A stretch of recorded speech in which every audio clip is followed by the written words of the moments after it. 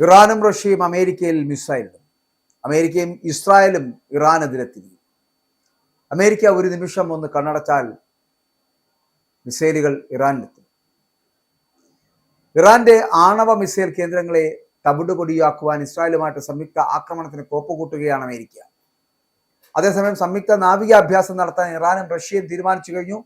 വീണ്ടും ഒരു മഹായുദ്ധത്തിന്റെ അലയൊലികൾ കേൾക്കുന്നുണ്ട്.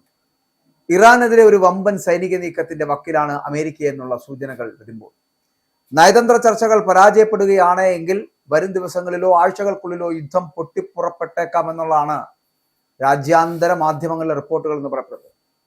കഴിഞ്ഞ മാസം വെനസ്വേലയിൽ നടത്തിയ കൃത്യതയാർന്ന സൈനിക നീക്കത്തേക്കാൾ വളരെ വലുതും ആഴ്ചകളോളം നീണ്ടു നിൽക്കുന്നതുമായിട്ട് ഒരു ആക്രമണത്തിനാണ് അമേരിക്ക പദ്ധതി ഒരുക്കുന്നത്. ഇസ്രായേലുമായിട്ട് സംയുക്തമായിട്ട് നടത്തുന്ന ഈ നീക്കം എന്ന് പറയപ്പെടുന്ന ഇറാന്റെ ആണവ മിസൈൽ കേന്ദ്രങ്ങളെ ലക്ഷ്യമിട്ടുള്ളതായിരിക്കുമെന്ന് ആക്സിയോസ് റിപ്പോർട്ട് ചെയ്യുകയും ചെയ്യുന്നുണ്ട്.